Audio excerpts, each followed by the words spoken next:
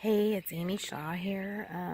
I'm on day 2 at Deer Dancer Ranch, and it's about 7 o'clock in the morning. And it's the first shower that I got this morning, and I didn't even put on makeup. So you're seeing me way stripped down, but it's pretty appropriate actually for the topic of this video. And my allergies out here are horrendous. I'm I see the puffiness in my face. My eyes are watering really bad. I'm not a native Texan, so yeah, it's as you can see, it's just woods all around me, so the allergens are pretty horrible out here. But that's the lake behind me, and you can hear the birds waking up this morning and talking to each other, and some bullfrogs off in the distance with their silly little bullhorn sound. Once in a while you can hear the deer. See, that's a bullfrog. It's loud. It sounds like a cow or something. But yeah, once in a while you can hear the deer too, talking to each other, making their noises. But anyway, my topic for today, which I feel is really appropriate to make out here at Deer Dancer Ranch. I don't get out here very often, maybe a couple times a year. I'm here for a weekend shamanic training. My topic today is Shamanic Initiation, and first I just want to say that it's a pretty popular idea that you can't become a shaman in a weekend. This is the third time personally I've been here, and I've been to training in San Antonio twice and in Austin twice, so this has been in no way a single weekend. I don't know how many that makes, but I've been doing this for a little while now and been to several trainings. I may even, if my future resources allow me, do some of them twice.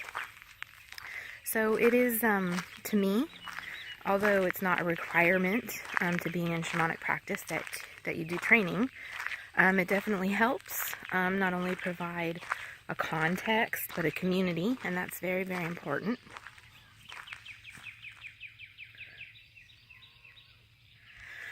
And I appreciate getting together, with my fellows in circle with our teacher and talking about things like ethics and just really important stuff, technique, and our own emotional process and all that kinds of stuff. So I highly recommend it. Again, I'm not saying it's a requirement, but by the same token, I don't think that it's a hindrance in any kind of a way. The sun's coming up. Yeah, right there it is. Beautiful. I'm really grateful to be here. I don't always have the resources to come, so I'm grateful to have the resources to come, especially when it's out here at Deer Dancer, because it's so beautiful out here. So what I want to talk about today is my Shamanic Initiation, and just give a sort of rundown of that.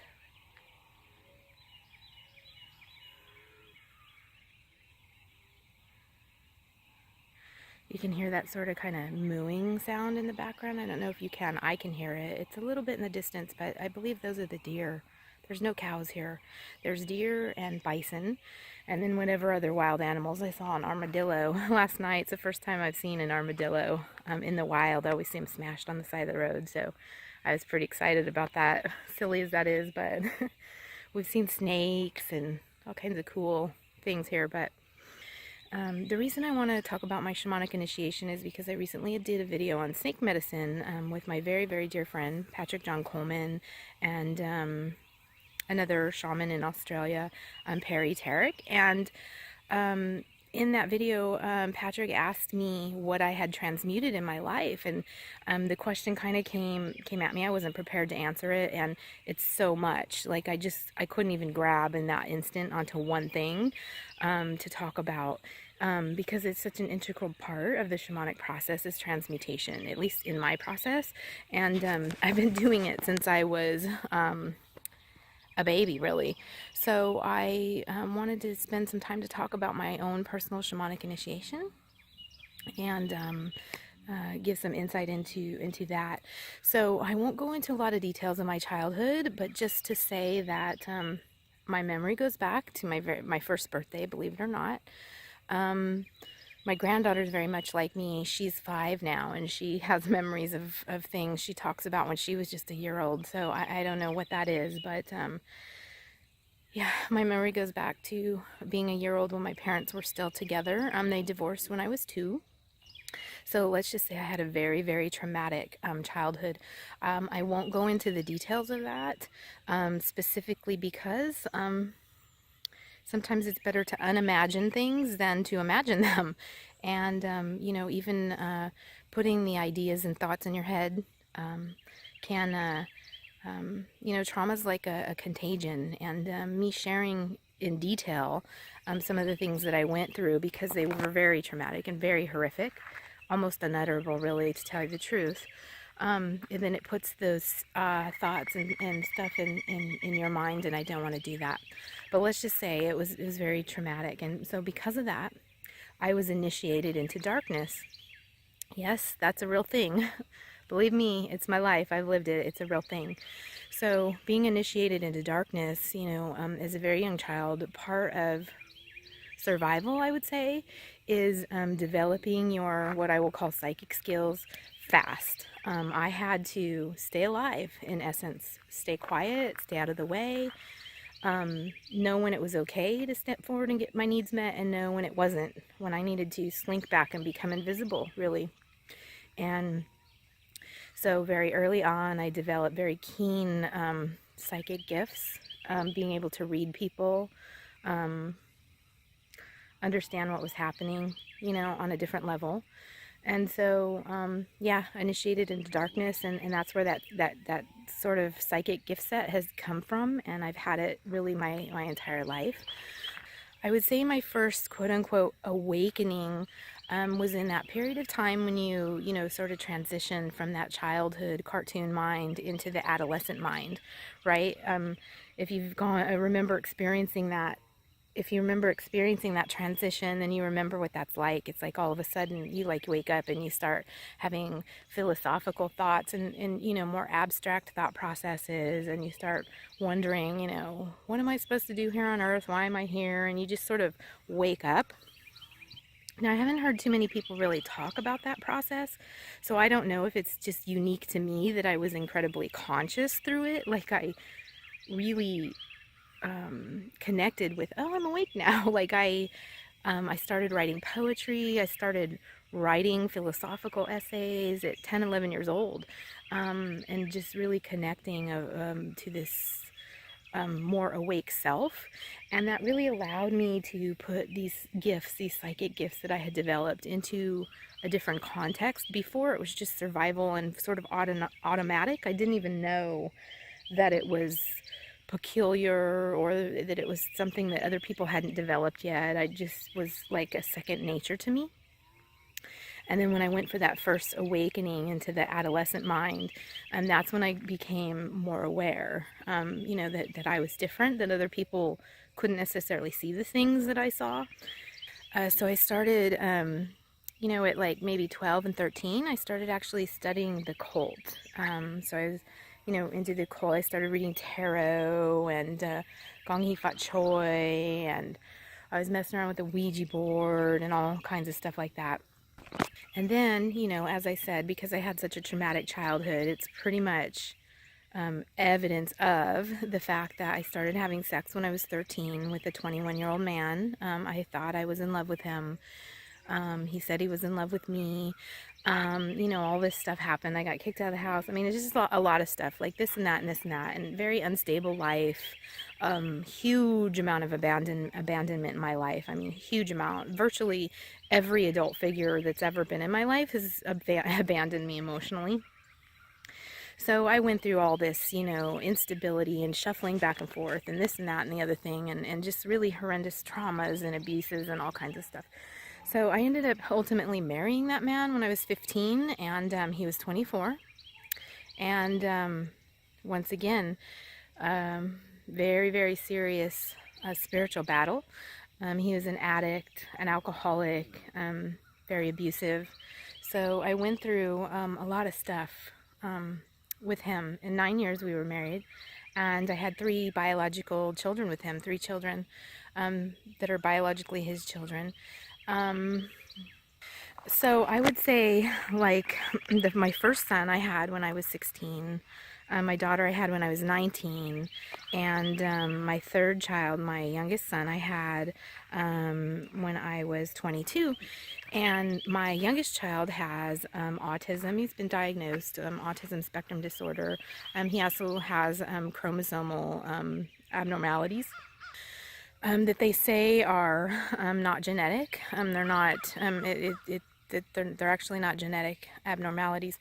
But the interesting thing is, I studied 18 months under Dream Shaman Robert Moss, and one of the things I remember distinctly Robert Moss teaching us is that. Oh, there's a cardinal. I asked the spirits for a sign, and I specifically said this weekend I want a cardinal feather. Today's our last day here, and I haven't found it yet, but I just saw a cardinal, so, oh, and there he goes. Look, he's going right back across.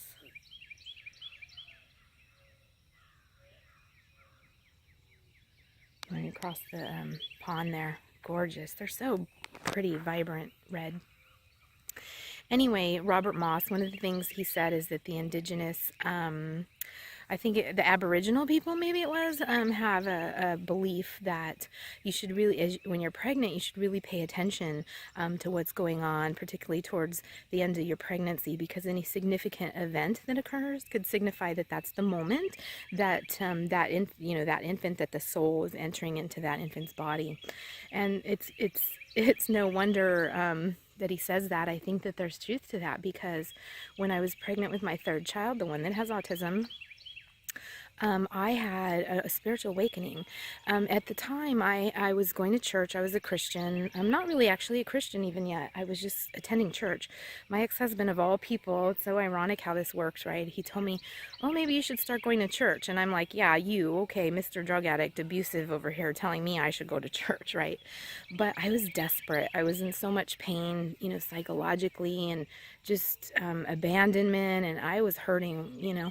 So I did. I started going to church, basically looking for community. And I wasn't really a Christian yet at that point.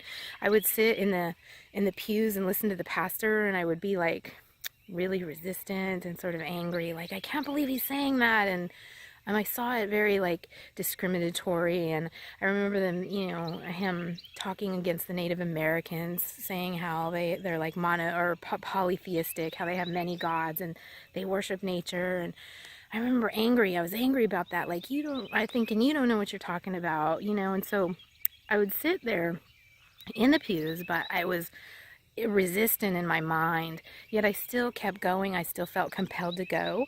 I don't really know what was compelling me, just wanting a sense of community. So anyway, one day I don't know. I don't know what really happened. It wasn't anything I consciously did, but one day I just woke up, and like, it was like being on LSD.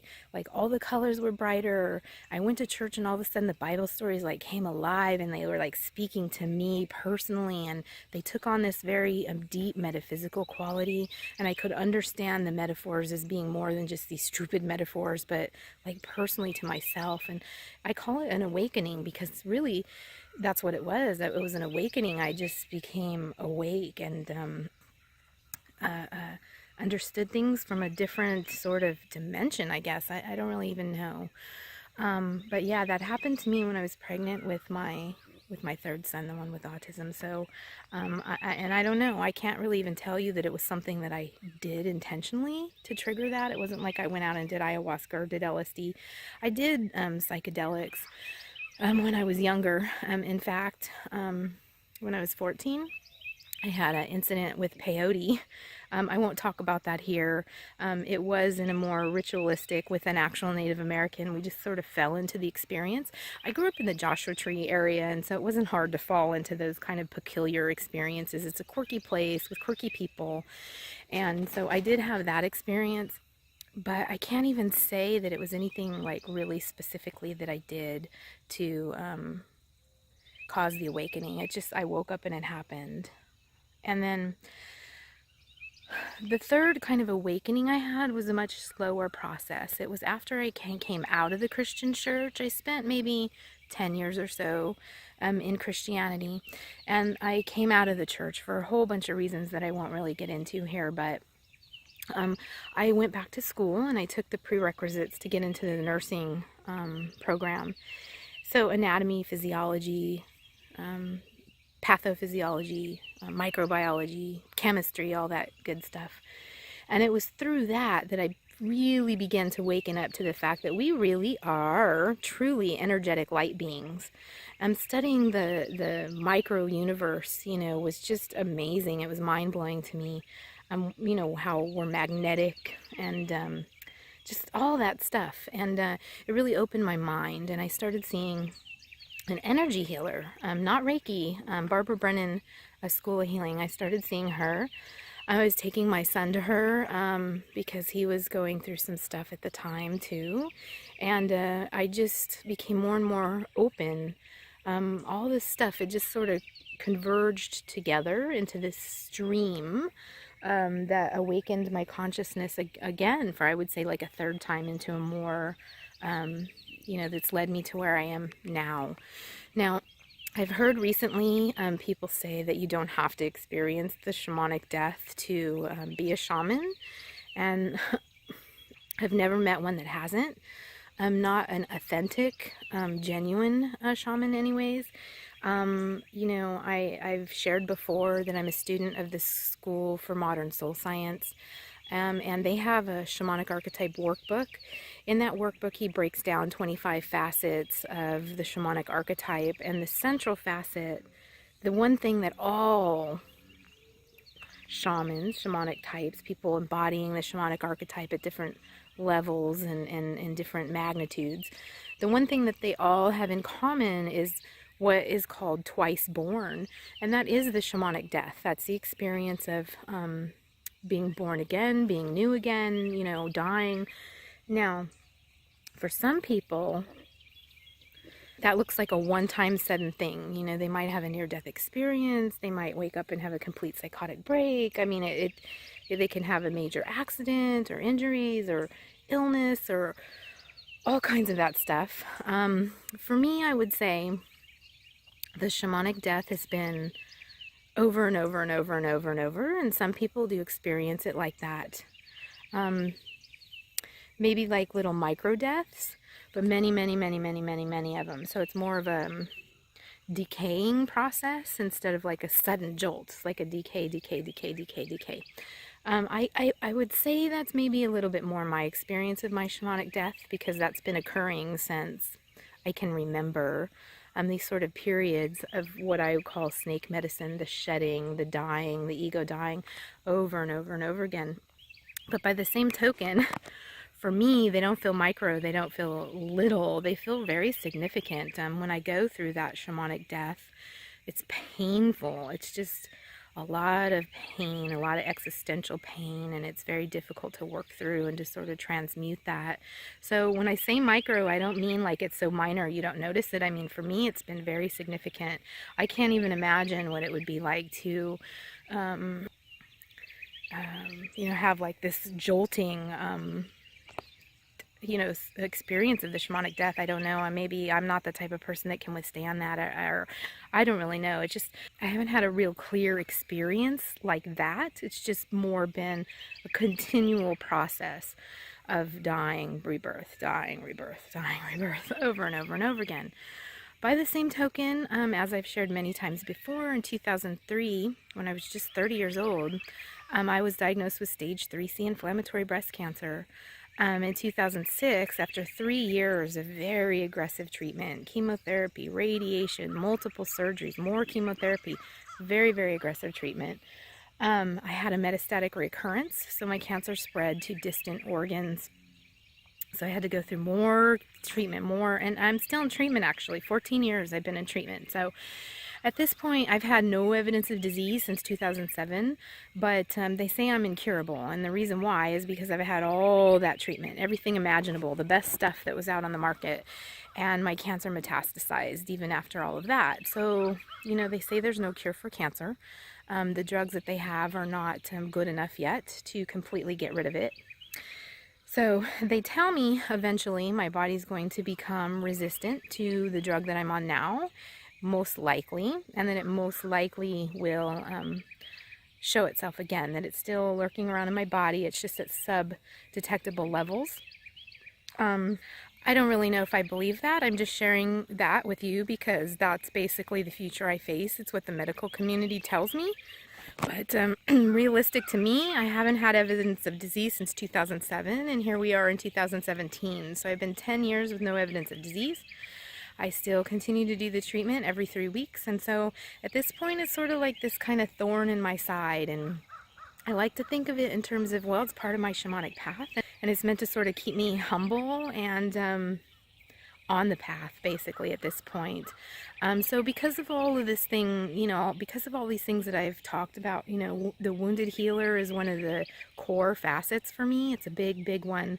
If you're not familiar with the Shamanic Archetype Workbook, I seriously recommend that you go, if you have any interest in shamanism or you know anybody that does, go and download it. It's free. Andrew gives all the lessons on how to work through the workbook and talks about it.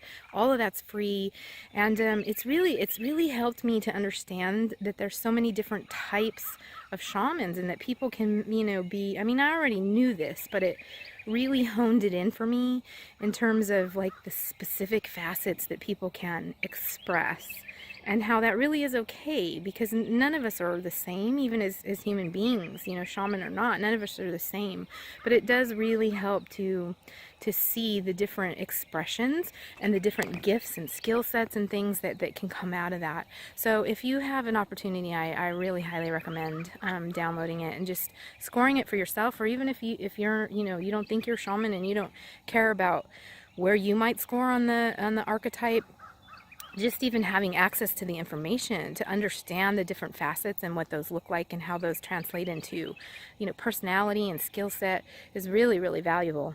So for me, wounded healer is, of course, one of the really big facets in my expression of the shamanic archetype. And some people would say, oh, well, the cancer, that alone qualifies me, quote unquote, to make the claim that I am who I say I am. But, in all honesty, although that was totally a death and rebirth experience, I wouldn't say it was like the one, because for me, I felt like I was going through that process of death and rebirth long before the cancer even actually happened to me. For me, the more defining moment of setting me on the shamanic path was being initiated into darkness. I can't think back and even remember a time when I actually became conscious that I was on a shamanic path, and was obviously much more recently, and it was as a result of my son with autism, and the tremendous amount of need that he had. He was having really, really severe, violent, psychogenic, non-epileptic seizures, and the medical community was giving us no hope. They just kept telling us, well, it's an emotional issue, it's being caused by his subconscious mind, so he just needs psychotherapy. Well, psychotherapy is a little bit challenging for somebody, with the issues that my son has. But even then, I was taking him to psychotherapy and it wasn't working. He's had multiple seizures, in his therapist's offices. And it was so much. And here I am, stage 4 cancer, 14 years of treatment. I mean, at that time it wasn't 14 years, but it was a lot of years, 10 years of treatment, whatever it was. And all of the significant side effects that come from all that treatment. And here I am, on the floor with this 200-pound, 6-foot-tall kid, just trying to keep him, because his seizures were so incredibly violent, trying to keep him safe from injuring himself, trying to keep his head protected, and the physicality of it was just exhausting me because it was over and over. And then, wait for the ambulance to come, and just the whole, it's like a cycle of trauma that we were on with the medical stuff. Not only me, but then him. I'd spend all night in the emergency room with him, deprived of food, deprived of water, just deprived of sleep. And here I am trying to recover physically still too, and being in a weakened state. So can you imagine? It was just exhausting. And I began to get desperate because everywhere that we went, and I tried this and I tried that, and I took him to the energy healer, all these things that we were trying, somatic experiencing, and over we tried so many different things with him, and none of that was working.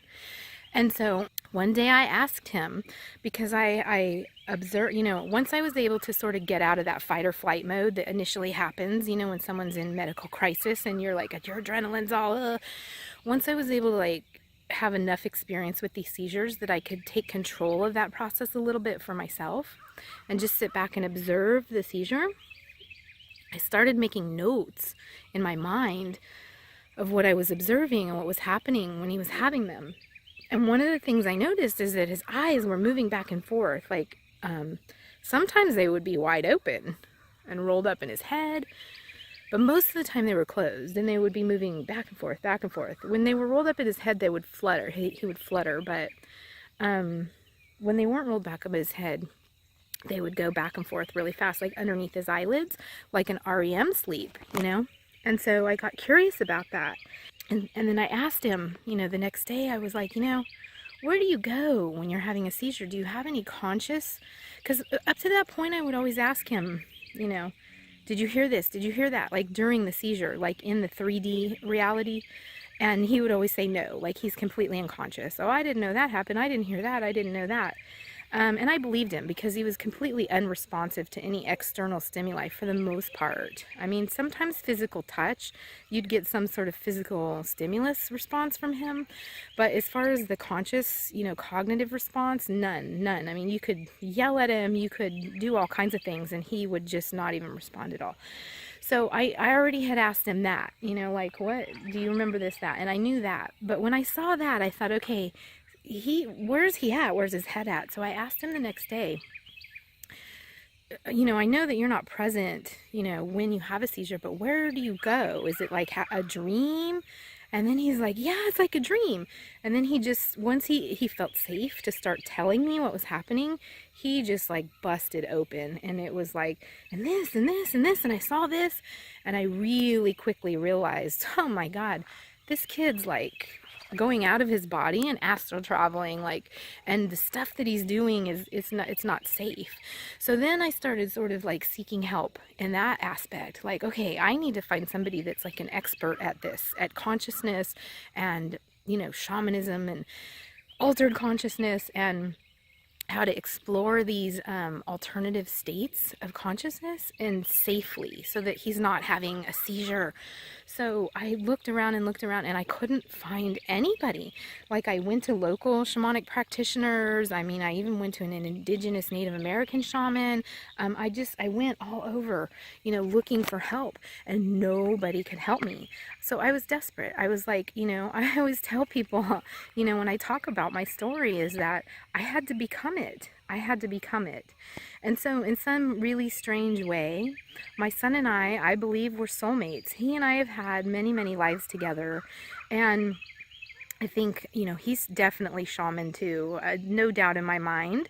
And he's the one that got me on this path. And so I would someday maybe make another video just talking about him and his unique gifts and strengths. Maybe I'll make one with him. Just talking about him, and he's much more connected to nature, and he's just amazing in so many different ways. But it definitely was him that firmly planted me on the path, because it was him that got me to say, okay, I have to become it. I have to become it, his mentor. I have to become it. And so I started studying shamanism, you know, kind of on my own, and just way led on to way, led on to way, led on to way, and here I am at Deer Dancer Ranch, talking to you about my shamanic path, and my shamanic initiation, my shamanic death, and yeah, at this point, I don't know what else I can really say. There's probably stuff that I'm forgetting. I'll probably think about a ton more I should have said later, but that's okay. This is a good start. It's beautiful out here. It's about time for me to get into circle anyway. So I just wanted to take the time this morning. I got up early, actually, just so I could come out here and talk to you guys. So if you have any questions or comments, I'd love to answer them for you, or try. I'd love to talk to you more. If you want to know more about my personal story, I'm open to it. I just don't want to publicly share a lot of the nitty-gritty details for obvious reasons. As I said, I feel like it sort of, you know, it spreads the trauma. And me sharing, you know, more specific will put it in your mind. And, you know, human beings Some of them are capable of some nasty, terrible stuff. And I don't want to in any way promote, spread, condone that, you know, even though I'm sharing it in the context of trauma, I just know how this stuff works, and it's better for me to not give you the specific information about it. But if you're more curious about it, you know, I can hone it in a little bit for you. I just don't want to do it in this format. So message me privately and we can talk. I mean, maybe you've had similar trauma, and if that's the case, I'm more than open and willing to talk to you. Oh, the deer over there. I don't know if you can see him in the video, but they graze over there, but they're very skittish. They're not people friendly. It's pretty wild out here. They're definitely not pets. But anyway, thank you guys for watching, and I love you guys so much. And again, if you have questions, comments, message me. You can send it down below or private message me in some way, however you want to. But have a great day, and I'll see you later.